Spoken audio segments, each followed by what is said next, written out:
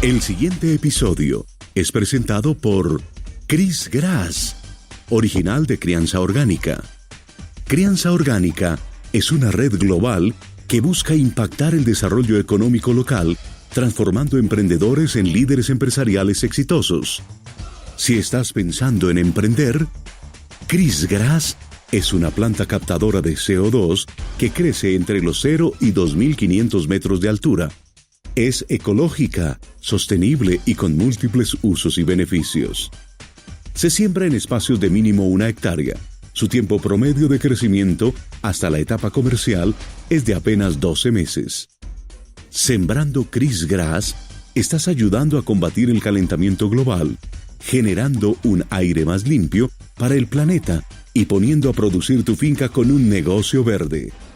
Entérate más en chrisbioplant.com o llamando al 57 320 339 4114.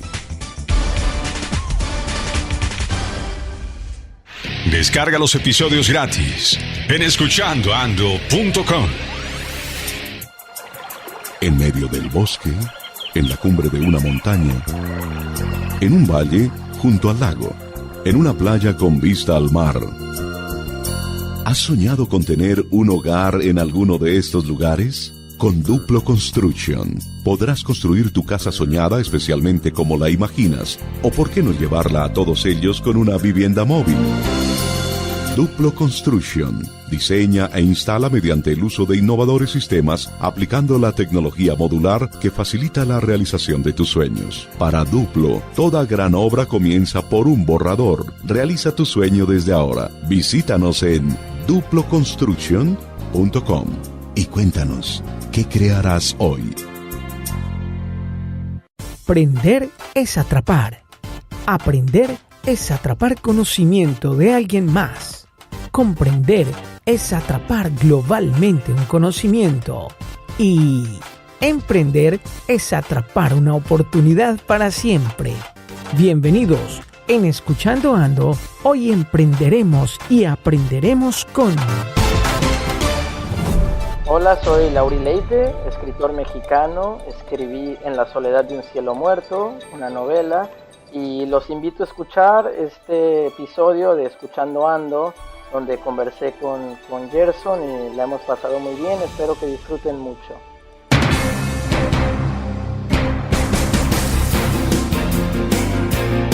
Desde los estudios de Columbia Broadcast International, aquí comienza un episodio más del único programa radial dedicado a todos los emprendedores que forjan un mundo mejor.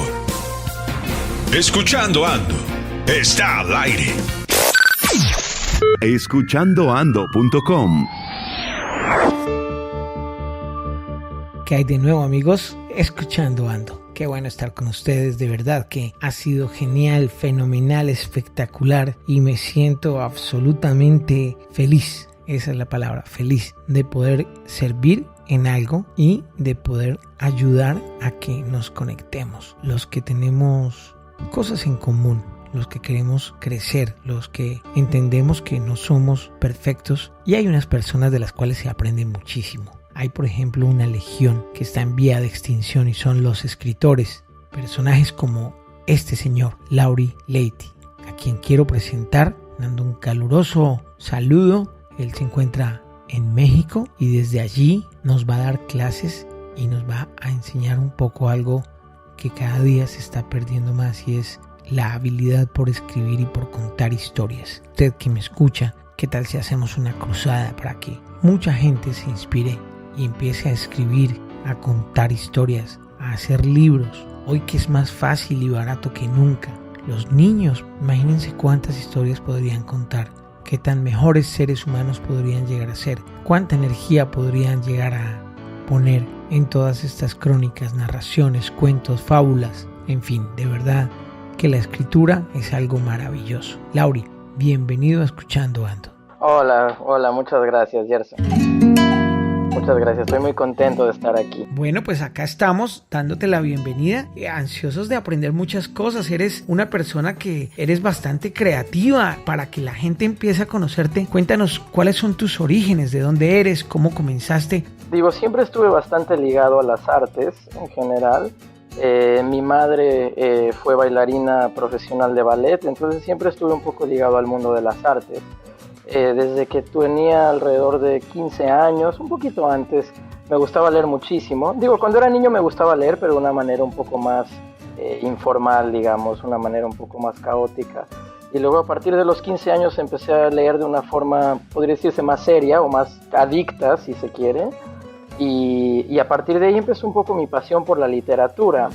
Después yo estudié teatro en la universidad, estudié teatro en Madrid, en España, y dramaturgia, y a partir de ahí empecé a escribir de una manera un poco inconsciente, si se quiere, ¿no? Empecé a escribir un diario, cuentos, relatos, y luego un día me senté y empecé a formalizar un poco todo el proceso de la escritura. Empecé a planteármelo como una forma de arte, una forma de creación y una forma de reflexionar acerca del mundo. Entonces, después de mis estudios de teatro, empecé a tomarme en serio la idea de escribir un libro, o escribir de una forma, digamos, más pensada, más planteada. Y la idea de la novela surgió a partir de ahí. ¿Cuáles libros te han cambiado la vida, te han transformado, te han marcado? ¿Cuáles son los libros más importantes? Siempre me gustó leer mucho y leí de una manera un poco caótica al principio. Leía todo lo que me viniera por las manos y luego siempre sé desarrollar una especie de idea estética o de necesidad estética del tipo de literatura y el tipo de arte en general que me interesaba, ¿no? Yo recuerdo al principio, por ejemplo, cuando me fui a vivir a España, me interesaba mucho Goya. Las pinturas negras de Goya crearon un impacto fortísimo en mí, porque son unas pinturas fantásticas, oscuras, de una cosa existencial muy fuerte, ¿no? Y a partir de ahí desarrollé un poco una estética que se planteaba la vida, por qué vivimos la vida de la manera en la que vivimos, cómo es que deseamos llevar nuestro modo de vida, y empecé a leer mucho. Entonces hay una serie de escritores que me gustaron mucho, no sé qué tan conocidos sean, pero Robert Musil, un escritor austriaco, me gusta mucho Hermann Broch, otro escritor austriaco. Sí, de Colombia me gusta mucho Juan Cárdenas, que es un escritor contemporáneo buenísimo en mi opinión, yo creo que de lo mejor que se está escribiendo en América Latina. Y Shakespeare me gusta mucho, hay muchas influencias, ¿no? Han venido de muchos lados, la fotografía me interesa mucho también. Entonces tengo un poco una serie de influencias de todos lados un poco. ¿De quién has aprendido que podamos investigar sobre esas mismas personas? Hay muchísimos, ¿no? Yo te diría, mira, un texto que me cambió y que un poco hace converger o confluye mis ideas acerca de la literatura y de la filosofía y que junta eso es Los Sonámbulos de Hermann Broch. Es una novela que fue escrita en la década de los 40, pero trata sobre en la década de los 30, perdón, pero trata sobre, digamos, el proceso, lo que cambió a partir del siglo XIX hasta que explotó la Primera Guerra Mundial. Y es un texto que trata sobre la desintegración, él le llamaba la desintegración de los valores, y es un texto que trata el concepto de la historia de una manera, en una escala humana, que yo nunca me había encontrado con algo así. Entonces mezcla la novela con la historia, con la filosofía, con la sociología, y ese texto la verdad me hizo estallar la cabeza. Si tuviera que elegir uno dentro de todos los libros que he leído, yo te diría que ese fue el que me hizo estallar la cabeza. Luego hay textos de Nietzsche que me interesan muchísimo, ¿no? Hay textos de Foucault que me interesan muchísimo. Sí, hay muchísimos textos, pero yo si tuviera que elegir uno, te elegiría Los Sonámbulos de Hermann Broch, que me gustó muchísimo. ¿Y cuántas palabras escribes en promedio al día? Sí, más que un rendimiento, digamos, de cantidad de palabras, siempre tengo un objetivo, el mínimo que me gusta escribir por día son 500 palabras. Pero más que eso es la disciplina, me gusta escribir todos los días, me gusta levantarme temprano, yo escribo por las mañanas porque estoy más despejado. Entonces me levanto todos los días, escribo un poco de lunes a viernes, a veces en fin de semana, pero normalmente de lunes a viernes, y escribo unas 4 o 5 horas diarias, todos los días.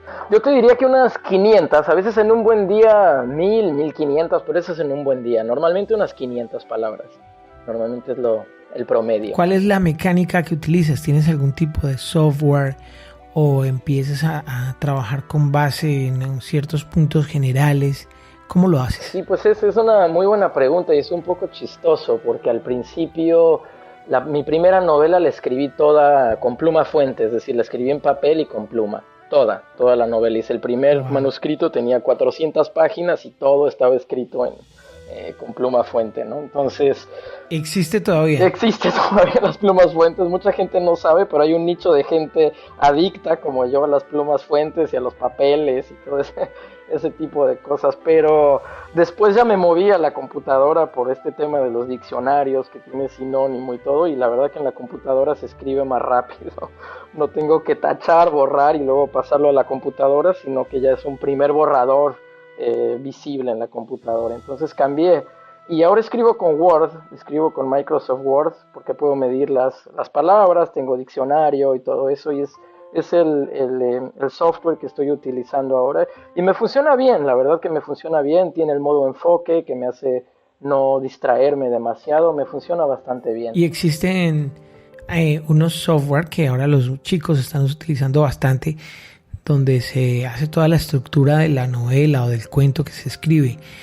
¿Qué tanto se está utilizando esto en el mundo tuyo y qué opinas de ello? Sí, a mí me enviaron hace poco creo que se llamaba, no recuerdo el nombre del software, pero había un software que me enviaron hace poco que se veía muy bien, se veía muy interesante. Lo que pasa es que yo soy medio ignorante con todo el tema de las computadoras.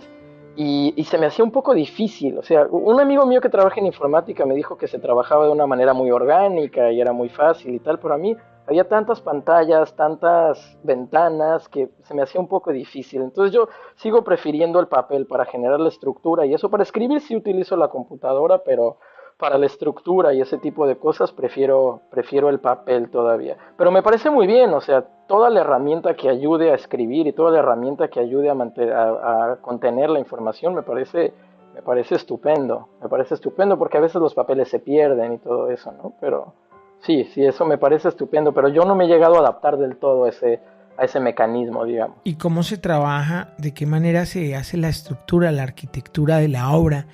¿Empiezas por el inicio, por el medio, por el final? ¿Cómo conjugas todo? ¿Cómo apuntas las ideas? ¿De qué manera lo haces? ¿Con diagramas?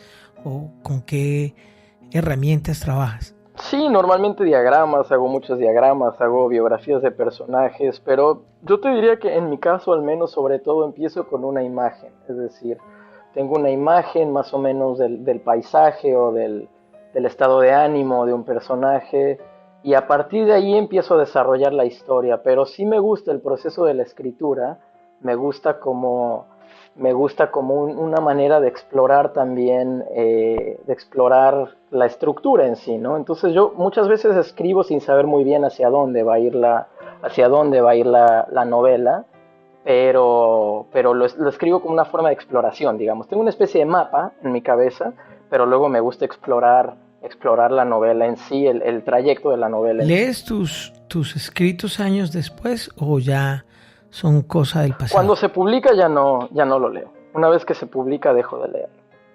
Una vez que se publica ya no lo vuelvo a leer. Pero antes del proceso de publicación sí lo leo. Sí lo leo y muchísimas veces. ¿Cómo es la relación con tus lectores? ¿Hay retroalimentación o no existe tal? Ahora con la tecnología que hay, mucha gente y muchos escritores se valen en algo de lo que los lectores les dicen. ¿Qué tan funcional es esto o no existe retroalimentación? Yo honestamente prefiero que eso llegue después, una vez que se publique la novela, que llegue ese tipo de interacción después, porque si no creo que generaría mucha inestabilidad en el tipo de mundo que estás intentando establecer. Pero sí, no, es muy bonito. De hecho, las mejores presentaciones y las mejores interacciones con los lectores son una vez que han leído la novela, cuando te sientas en un lugar público y lo han leído y puedes discutir un poco las ideas de la novela. Es muy bonito porque ahí te das cuenta de que toda especie de mundo, las relaciones que estabas intentando crear tú solo, enfrente de tu computadora o de tu pluma, lo que quieras, hay un puente, ¿no? Hay un puente que se traslada hacia otra persona y como lee una persona. Y cada persona al final lee su propio libro, es lo bonito. Tú piensas que escribiste un libro y una persona llega y te puede decir, escribiste un libro completamente diferente, y está muy bien. Cada lector tiene un poco su propia visión de las cosas. Eso es muy bonito. Compártenos una anécdota al respecto, que debe ser bien interesante, el cómo terminas aprendiendo de un lector cuando lo que se suponía era que le estabas dando una información diferente. Sí, pues por ejemplo, cuando presenté la novela en Miami, en Estados Unidos, había un grupo de lectoras muy ávidas, y es un grupo de lectoras fantásticas, pero de una generación un poco diferente a la mía, y su manera de enfocar la novela era completamente diferente a la manera en que yo la había explorado, ¿no? Por ejemplo, el personaje que más les impactaba era la madre, el hijo de mi novela que está un poco perdido y así, como que no lo entendían muy bien, y enfocaron todos. El personaje que más les llamó la atención, que más les gustaba, era el personaje de la madre, mientras que para mí el personaje, digamos, en el que había puesto toda mi atención era el personaje del hijo, ¿no? Entonces sí, fue una experiencia rara y muy bonita, y te das cuenta que cada persona lee su propia novela. ¿Y los títulos de tus obras, de dónde vienen? ¿Cómo seleccionan los títulos? A primera vista pareciera que no fueran tan comerciales los nombres de las obras, aunque pues de pronto lo estás haciendo así porque te parece comercial, no sé. Sí, no, tienes razón en lo que dices. Sí, el título de mi primera novela, En la soledad de un cielo muerto, viene de un poema de Javier Villaurrutia, un poeta muy famoso en México y muy muy bueno, que yo les recomiendo ampliamente, que se llama Nostalgia de la muerte, y lo elegí porque me evocaba esta idea de Nietzsche de que Dios ha muerto, ¿no? De cómo se vive un mundo si planteamos la hipótesis, digamos, que Dios no existe, cómo generan valor los seres humanos al mundo que les rodea, ¿no? Entonces, a partir de ahí yo desarrollé esa idea. Antes tenía otro título, pero a partir de ahí yo desarrollé la idea del título por ese poema que me gustaba mucho. Y luego cuando la novela se tradujo al inglés, tuvo que cambiar de título porque en inglés no sonaba tan bien. Es decir, en inglés la palabra cielo en español tiene la connotación, digamos, religiosa, y la connotación real, ¿no? La connotación física del cielo. Mientras que en inglés no tiene la connotación religiosa la palabra cielo, entonces se tuvo que cambiar el título. Pero sí, no tuve una inquietud comercial, fue más una idea de plantear un título que respondiera a las preguntas que planteaba el texto. Me da la impresión que las obras tuyas requieren que estés constantemente estudiando, leyendo y teniendo mucho input. ¿Qué tanto es esto y cuáles son tus fuentes de aprendizaje? Sí, tienes toda la razón. O sea, a mí el tipo de literatura que más me interesa y el tipo de literatura que siempre me ha gustado es un tipo de literatura que se comunica con otros tipos de literatura también, ¿no? Digamos que si hay no sé, no creo que alguien necesite un aprendizaje como tal para entrar en un libro, pero sí hay una especie de códigos, digamos que están ahí.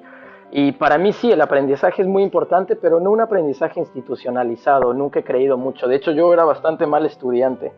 No me gustaba no me gustaba mucho la escuela, ni la universidad, ni nada. Pero sí, las cosas que me han interesado a lo largo de mi vida, siempre le he puesto muchas ganas en estudiarlo, ¿no? Entonces, sí, me interesa muchísimo el estudio, pero el estudio un poco individual, no tan institucionalizado. Los libros, a partir de los libros, exposiciones de arte, y todo, en todo tipo de cosas se aprende, ¿no? Incluso en el fútbol puedes aprender mucho. Asimismo, a medida que uno va teniendo vivencias, va queriendo coger ideas para luego hacer creaciones, en este caso obras literarias. ¿Eso ocurre en el caso tuyo y tienes un inventario de lo que vas a hacer los años o los meses siguientes, o simplemente dejas pasar y en su momento planeas? Pues sí, la primera novela, o sea, surgió a partir de una imagen. O sea, yo tenía la imagen de un personaje que llegaba al aeropuerto de la Ciudad de México y esperaba a su madre, ¿no? Y a partir de esa imagen empezó a surgir todo el mundo de la novela, como una exploración. Digo, ¿por qué me está saliendo esa imagen? Vamos a ver a dónde me lleva. Y fue ese tipo de exploración que me llevó a escribirla. Siempre hay cosas, hay ideas, siempre tengo una idea para un libro, siempre, afortunadamente, pero muchos nunca cuajan. O sea, muchas ideas como que se pierden el fuego, digamos, que tenían, y otras ideas sí prenden la mecha, y esas son las que llevas al final a un libro. Sí, te llevo un diario, tengo un diario donde suelo guardar las ideas que me vienen, o las cosas que me importan, pero a la hora de escribir, cuando me decido, digamos, ya dejo todos los proyectos de lado y me voy a enfocar en uno, es porque esa idea cogió un fuego mayor, ¿no? Cogió una especie de temperatura que ya no puede contenerse en sí sola y tiene que salir hasta ponerse en el papel, ¿no? Entonces, es un poco la manera en que trabajo, pero sí, o sea, ahora estoy escribiendo mi tercera novela y el otro día con una conversación con una amiga me venía una idea para otra por unas cosas que me decía, entonces siempre tienes una especie de antena, digamos, que está intentando atrapar el mundo y convertirlo en una historia. Bien interesante el tema. Y asimismo vas creciendo como escritor, pero también como todo buen ser humano, supongo que has tenido momentos de duda. Ante esos momentos de duda, ¿cómo ratificas a ti mismo que lo que estás haciendo es lo correcto? Si es que los tienes, algunas personas no los tienen sino muy pocas veces en su vida, otros todos los días, pero ¿cuáles son las herramientas que utilizas para ratificarte en que lo que estás haciendo es lo correcto o para hacer un viraje en lo que estás creando y corregirlo? Sí, es una pregunta súper interesante. Eso siempre hay momentos de duda, al menos en mi caso, ¿no? Siempre hay momentos de incertidumbre, de duda. Yo creo que crear cualquier tipo de cosa estás un poco en un espacio negro muchas veces donde no sabes muy bien hacia dónde va, sobre todo al principio de un trabajo, no sabes muy bien hacia dónde va o qué resultado está teniendo. Entonces la duda es una constante, pero para mí también es una especie de, digamos, policía interno o de editor interno que está bien tenerlo, ¿no? Está bien dudar porque es un poco, te dirige hacia dónde quieres llevar tu trabajo, ¿no? Por ejemplo, ahora en la tercera novela que estoy escribiendo tenía unas 70 páginas más o menos escritas, pero me di cuenta que había algo que no funcionaba en ese momento, ¿no? Me di cuenta que había algo que no, entonces esa duda me llevó a descartar todo el trabajo que tenía y volverlo a empezar. Creo que lo importante es más la persistencia, no abandonar un proyecto que tener dudas. Tener dudas para mí es un aliado, es una cosa buena, pero la duda siempre está ahí. Yo creo que la duda siempre está ahí, siempre nos ayuda a trabajar y nos ayuda a dirigir el trabajo, ¿no? Pero sí, la duda yo creo que es una constante, siempre está ahí. Siempre es una batalla entre la duda y el acierto, digamos, o lo que tú piensas que es el acierto. Salut, bonjour, bonsoir, t'as écouté escuchandoando.com sur Spotify, Deezer, iTunes, surtout à ne pas manquer. Lo imagino como cuando cómics muestran al diablo y al ángel, ¿no? Uno a cada lado de la cabeza. Ajá. Y siendo uno su propio crítico, que pues qué más fuerte que uno mismo. ¿Eso ocurre de esa manera? Sí, digo, no tan claro así que cada momento está ahí, pero sí, seguro, sí, o sea, hay momentos donde el trabajo parece que va muy bien y va muy bien encaminado y luego llega el diablito, como tú le dices, y aparece y dice, no, ¿qué estás haciendo? Entonces sí hay esos momentos de, digamos, de duda al final, ¿no? De duda, que están los dos lados del trabajo ahí, pero es parte del trabajo. Creo que cualquier trabajo creativo siempre tiene ese problema de la duda y de continuar, a pesar de la duda, continuar el trabajo que estamos haciendo. ¿Has tenido algún fracaso importante que nos quieras compartir y sobre todo contarnos cómo lograste superarlo? Pues hay una cosa interesante. Yo en realidad veo el fracaso como algo bastante positivo, en el sentido que creo que todo lo que hacemos es un fracaso. Es decir, hay esta frase muy famosa de Samuel Beckett, un escritor irlandés fantástico que vivió en Francia muchos años, que decía, fracasa mejor, pero fracasa, ¿no? O sea, y para mí siempre está esa idea, o sea, el fracaso es inevitable, o sea, nunca podemos realizar todo lo que queramos en la vida de la manera que queramos, siempre vamos a fracasar, siempre, el hecho de que nos vamos a morir en un punto ya es un fracaso de por sí, pero luego hay fracasos y fracasos, ¿no? Y en ese caso yo te diría que un fracaso que podría decir en mi vida, no sé si lo llamaría un fracaso o parte del trabajo, pero eso que te estaba contando ahora de la tercera novela, de escribir 70 páginas y darte cuenta que habías cometido un error, yo lo noté como un fracaso, porque es una idea de, no sé, un año de trabajo así que sientes que fallas en algo que podrías haber hecho, pero al mismo tiempo te digo que siempre leo el fracaso como algo positivo o algo que me lleve a un lugar nuevo, o sea, no lo veo como algo negativo per se, sino como una especie de potencia que me ayuda a desarrollar un trabajo nuevo. Me causa mucha curiosidad cómo los escritores de hoy se enfrentan a ese cambio tan veloz que hay en el tema tecnológico, que incluso llega al tema de las letras, del vocabulario. Por ejemplo, la realidad es que mucha gente no toma taxi, sino Uber. Mucha gente no manda emails, sino WhatsApps. ¿Te ves en tu diario vivir de creación de obras enfrentado a ese tipo de cosas y qué manejo le das? Sí, completamente, sí. Y sobre todo a un nivel, digamos, un nivel subterráneo. O sea, hasta qué punto... Siempre es un problema cómo plantear la tecnología, ¿no? O sea, cómo lo hacemos, si lo hacemos de una manera frontal, de una manera directa, o si lo hacemos de un modo un poco más, yo le llamaría subterráneo. O sea, tratamos la tecnología en la manera en que la sentimos, en la manera en que la pensamos, la manera en que la vemos o en la manera en que está cambiando nuestras vidas, ¿no? Por ejemplo, las distracciones, que ya no podemos tener una conversación de 2 horas con una persona cara a cara, sino que estamos sacando el teléfono, estamos viviendo realidades múltiples todo el tiempo, ¿no? Entonces, creo que ese es el lado de la tecnología que más me interesa, ¿no? Digamos, la tecnología como discurso, la tecnología como multiplicación de tiempos. Estamos viviendo en tiempos y espacios, ¿no? Estamos viviendo en muchas esferas temporales y en muchas esferas espaciales al mismo tiempo. Entonces, creo que la tecnología en ese aspecto es como más me interesa, pero sí, o sea, yo me acuerdo en la primera novela al principio no quería hablar mucho del iPhone, del Uber y todo, pero es que está ahí, está en todo lo que hacemos. En el fondo, ¿en qué va a cambiar la manera en la que los escritores trabajan o trabajaban en los 80s, en los 90s o hasta los 80s y 90s a como lo irán a hacer en unos 15, 20, 30 años? ¿Habrá un cambio de fondo? Porque de entrada pareciera ser que cada día los escritos van a ser menores porque la gente aparentemente cada vez va a ser menos la gente que va a querer leer tanto, ¿no? Sí, creo que, o sea, sí, es una pregunta compleja, interesante, porque creo que hasta cierto punto sí va a cambiar. Es decir, el largo es un ejemplo, digamos, muy visible, ¿no? O sea, tú vas a una librería y ves la mayoría de los libros de escritores contemporáneos y son cortos, ¿no? Tú ves cualquier libro del siglo XIX y no tiene menos de 200, no sé, ¿qué 200? ¿Qué te digo? 200, de 500 páginas, ¿no? Entonces, en ese punto yo creo que sí va a cambiar. Cambia un poco el largo porque es más difícil escribir un libro largo con toda la serie de distracciones. Sí, pero luego hay muchos libros que se están haciendo actualmente que son bastante largos también. Creo que lo que está cambiando un poco más es la metodología de trabajo, ¿no?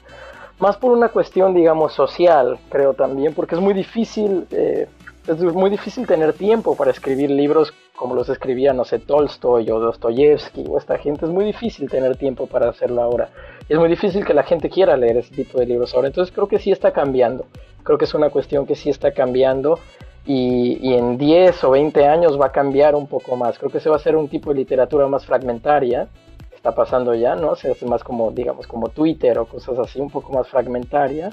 Y al mismo tiempo creo que van a ser libros más cortos cada vez. Sí, creo que eso es bastante visible. Debe ser muy interesante entender la mente de un escritor desde la óptica de cómo él ve su obra, pero no la historia como tal, sino, es decir, cuando uno le dice la palabra libro, uno piensa en algo físico, que tiene un color, que tiene una forma, hasta un olor incluso. Ajá. Pero la nueva generación ya no.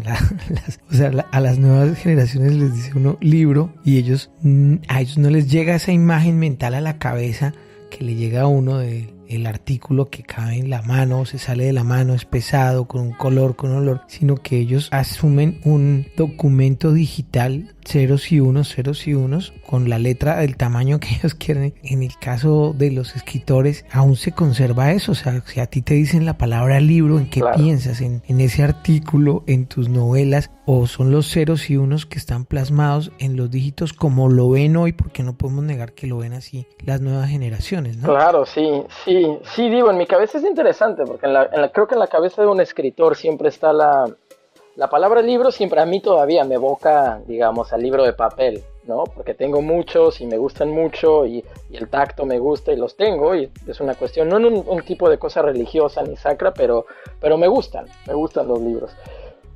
Pero al mismo tiempo, o sea, cuando yo te digo estoy escribiendo un libro ahora, es una cosa virtual, es decir, el libro que estoy escribiendo ahora todavía no existe, todavía no está transformado al papel, está en mi cabeza y está entero en mi cabeza. Entonces creo que ese aspecto virtual que pasa en mucha gente joven, como dices, en los escritores siempre pasa también, ¿no? Porque los escritores tienen un libro antes de que exista, ya lo tienen en la cabeza, o sea, ya lo tenemos, ya lo estamos pensando, o sea, pensamos la historia como una especie de totalidad en la cabeza antes de que se pueda materializar como un libro. Entonces, yo creo que en el escritor ya hay esa vena virtual, por antonomasia, ¿no? Por su propia definición. Entonces, yo cuando pienso en un libro sí pienso en el lado virtual, pero también pienso en, digamos, esa historia o esa serie de imágenes que intento componer que están en mi cabeza. Entonces ya hay un componente virtual ahí. Sí, pero es raro el hecho de que pienses que ese componente virtual nunca se materializaría, ¿no? Que siempre permanecería en ese componente virtual. Es extraño pensarlo. Sí, a mí me ocurrió hace pocos días en un aeropuerto que estaba leyendo un libro y tenía una señora, un bebé al lado de brazos, y el bebé estiraba la mano para tomar el libro y no me dejaba leerlo. Ajá. Entonces la señora, yo veía al bebé, era como que jalaba el libro, y entonces yo miraba a la señora como, sí, tan bonito el niño, pero pues estoy leyendo. Pero la señora, con la mirada que le hice, me dio una explicación que me dejó sorprendido, y fue, es que él cree que eso es una tablet y la intenta mover para mover las imágenes, hacer el scroll. O sea, en la cabeza de él había una cosa totalmente diferente a lo que había en la mía, y es algo que me ha marcado, ¿no? Wow. Porque efectivamente ellos no, y no solo los bebés, o sea, gente de 12 años, 15 años, ya ven el mundo de una manera absolutamente diferente a como la ve uno. Pasa con la música, o sea, yo todavía hablo de oír un disco, pero la palabra disco ya es totalmente descontinuada para ellos. Ya desapareció.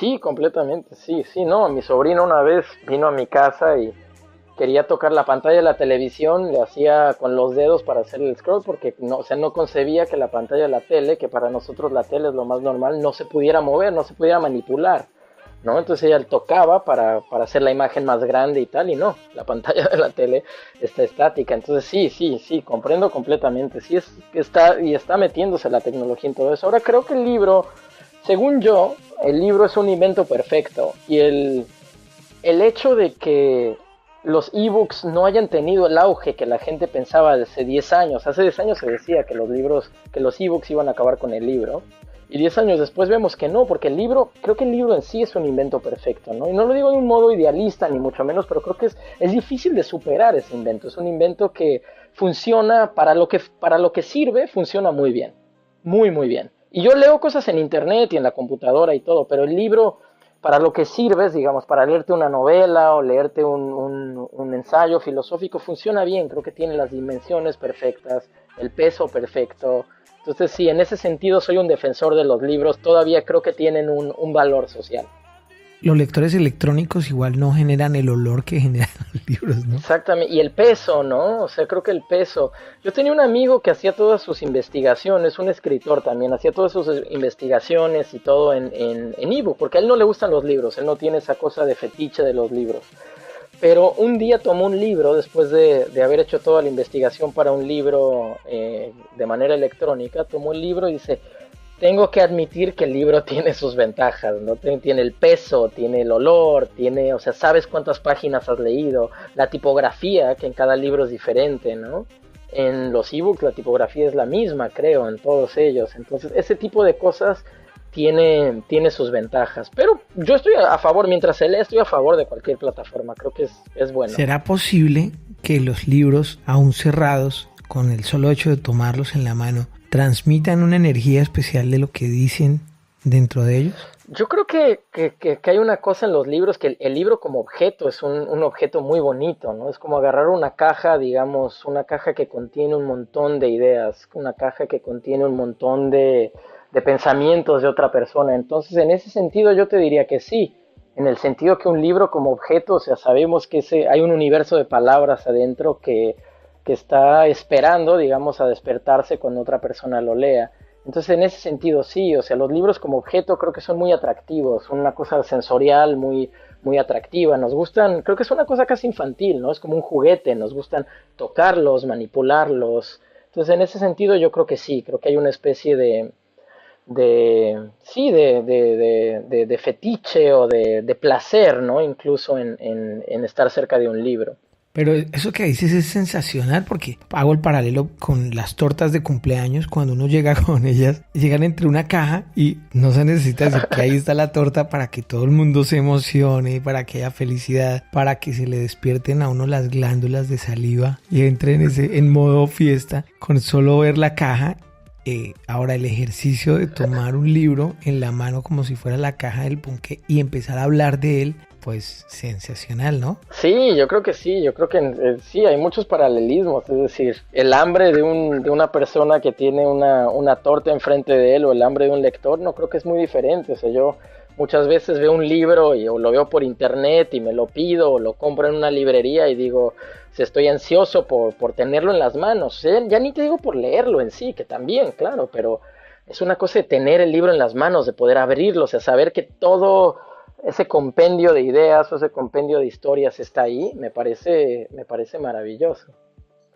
Sí, o sea, y hay una voracidad ahí, seguro. ¿Para escribir utilizas música? ¿Te ayuda de la música para inspirarte o...? No, jamás, no, yo soy muy neurótico con eso, que escribo en silencio absoluto y con tapones de oído.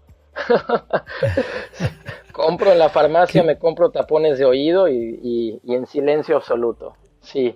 Sí, no podría, es que la música me gusta muchísimo, soy muy melómano, me gusta mucho la música, pero para escucharla de veras, digamos, o sea, no para ponerla de fondo, sino para sentarme en un concierto y escucharla, me gusta mucho. Pero para escribir no, para escribir tengo que estar en silencio absoluto, porque si no siento que las ideas un poco se debilitan o me distraigo. Cada vez se comprueba más que hay alimentos que generan reacciones diferentes en el cerebro y en el genio de las personas y demás, que aumentan o disminuyen su capacidad creativa. ¿Te ocurre y tienes identificado alimentos que tú digas, oiga, cuando como esto escribo mejor, cuando no como esto no es tan bien el ritmo? ¿Eso ocurre? Pues a veces...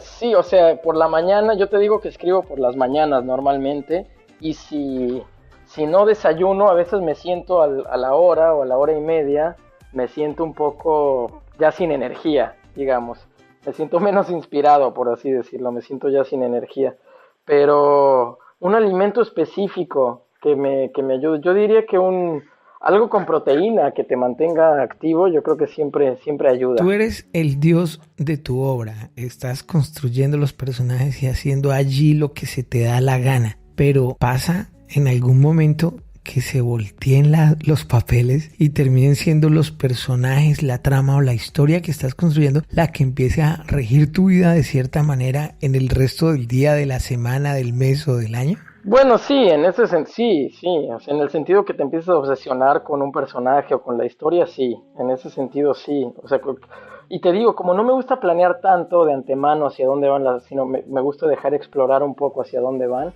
pues siempre estás pensando alrededor de una escena o alrededor de un personaje, y sí, a veces sí no te diría que te llevan, porque al final tú estás en control un poco de la situación, pero sí se te imponen ciertas cosas o se te imponen cosas que dicen, no, esto no funciona, o esto sí funciona, y a partir de ahí intentas llevarlo hacia donde te pide un poco el libro como tal. Hablemos un poco de tu más reciente obra, en dónde la podemos comprar, si está digitalmente, dónde la podemos conseguir, tener apartes de ella, o cómo la logramos, qué plasmas en la obra. Sí, mi última novela que se publicó se llama En la soledad de un cielo muerto, y cuenta la historia de un hombre que vivía en Madrid, adaptado al modo de vida de su época. Él tenía una tienda, tenía una novia, tenía una casa, y con la última crisis económica, el curso habitual de las cosas se interrumpió y la vida que llevaba se derrumbó. Es decir, él perdió su tienda, perdió su casa, cuando faltó el dinero, la relación con su novia se deterioró, y a partir de ahí él se fue a vivir a la Ciudad de México a intentar buscar un propósito para su vida. Él es mexicano originalmente, y regresó a vivir con su madre para buscar un propósito a su vida. Y la publiqué en Estados Unidos, es una novela que se publicó por La Pereza Ediciones, y está disponible en todas las librerías de Colombia. Está disponible creo que en la Lerner y en todas las librerías de Colombia está disponible ahora. Por ebook también se puede, o por internet se puede conseguir en la página La Pereza o en Amazon también, que la página de La Pereza es www.laperezaediciones.net. Y si no, en Amazon también está, pero en Colombia se puede conseguir creo que en casi todas las librerías. ¿Y en este momento estás trabajando en qué obra? Sí, terminé mi segunda novela que va a salir pronto, va a salir en el próximo año, en primavera del próximo año, y estoy trabajando en mi tercera novela ahora. Estoy empezando a escribir mi tercera novela. Bien, iniciando nuestro episodio, me referí con mucho cariño a la gente que, iniciándose en el mundo de las letras, de pronto no con la habilidad o las oportunidades que han tenido grandes escritores, pero que pues se ven animados por personas como tú que hacen un gran trabajo, y qué rico poder hacer coro para que estas personas cada día escriban mejor. Gran parte de la información que has dado le va a cambiar la vida de manera positiva a todas estas personas. ¿Qué quisieras decirles ya para terminar nuestro episodio? Gracias. Bueno, antes que nada, muchas gracias por escuchar. De verdad, muchas gracias por la oportunidad y por el tiempo. Y yo me gustaría decirles a todos los que están escribiendo por ahí que continúen, que escribir es una cuestión de una profesión para toda la vida, ¿no? Como todo arte, hay momentos malos, hay momentos buenos, hay momentos en que se cae la estructura de las cosas, hay momentos en que se recupera, pero el objetivo principal es poder generar tu visión de las cosas, ¿no? Yo creo que cada persona que quiere escribir quiere transmitir un poco su visión del mundo a otras personas, o las cosas que le inquietan del mundo, las cosas que le gustan, las cosas que le formulan preguntas, y eso creo que vale muchísimo la pena. Entonces yo les diría que antes que nada que escriban, y que escriban de forma disciplinada y todo el tiempo, y que continúen aprendiendo como todos, que este es un trayecto largo. Todos estamos en el mundo al final para intercambiar nuestras ideas, para intentar continuar a pesar de todo lo malo que hay por ahí, ¿no? A pesar de Donald Trump y todo ese tipo de cosas. Lauri, no quieren que me despida sin que nos cuentes de dónde vino tu nombre y tu apellido. Sí, mi nombre y mi apellido es toda una historia. Mi papá es brasileño.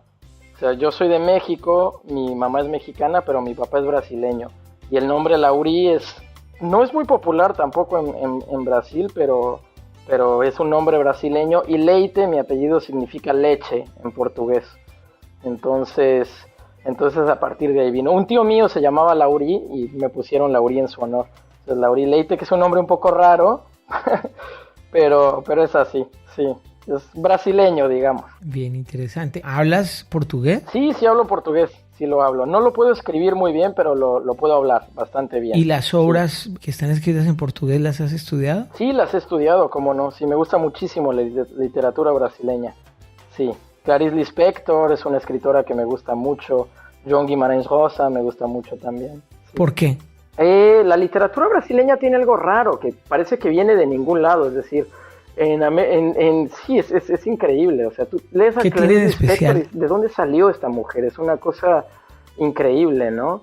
Creo que tiene una cosa de sentirse parte y fuera de América Latina también. Creo que hay un distanciamiento un poco grande entre los brasileños y el resto de Hispanoamérica que genera un tipo de literatura muy interesante. Pues muy Lauri, de verdad que nos sentimos halagados con todo lo que has dicho, porque definitivamente es información que vale oro y que inspira a que desde pequeñitos empecemos con el hábito de la escritura y que inspiremos a otros y los empujemos a que hagan esas creaciones tan interesantes y estas obras literarias que deben seguir, y esa legión de escritores debe seguir adelante, pase lo que pase, independiente de la tecnología que venga, ahí estarán, ¿no? Claro, exactamente, sí, ha sido un placer inmenso, y exactamente, sí, al final lo bonito es lo que nos une, que es el amor por la literatura, por las historias y por todo lo que hay a nuestro alrededor, ¿no? Y dándote las gracias al cierre, invítanos a tus redes sociales, si las manejas, cuáles manejas, por qué medios te contactamos. Perfecto, tengo Facebook, me pueden encontrar como Lauri Leite, Laury, y mi apellido es Leite, Lauri Leite. Me pueden encontrar por Facebook o en mi página web también, www.laurileite.com.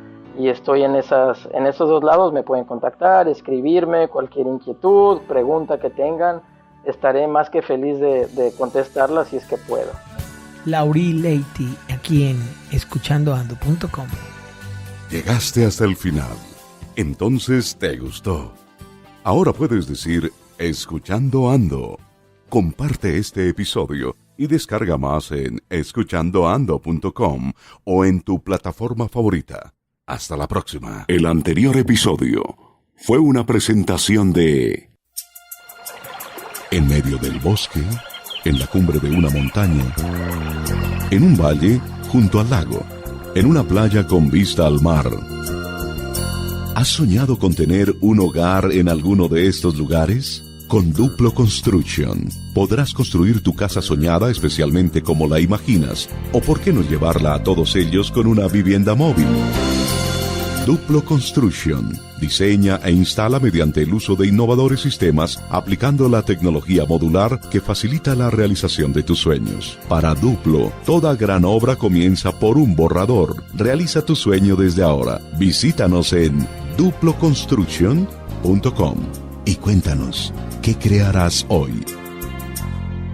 Te invitamos a que consultes nuestra página con los anteriores y nuestros nuevos episodios solo aquí en Escuchando Ando. Chris Grass, original de Crianza Orgánica. Crianza Orgánica es una red global que busca impactar el desarrollo económico local, transformando emprendedores en líderes empresariales exitosos. Si estás pensando en emprender, Chris Grass es una planta captadora de CO2 que crece entre los 0 y 2.500 metros de altura. Es ecológica, sostenible y con múltiples usos y beneficios. Se siembra en espacios de mínimo 1 hectárea. Su tiempo promedio de crecimiento hasta la etapa comercial es de apenas 12 meses. Sembrando Chris Grass, estás ayudando a combatir el calentamiento global, generando un aire más limpio para el planeta y poniendo a producir tu finca con un negocio verde. Entérate más en chrisbioplant.com o llamando al 57 320 339 4114.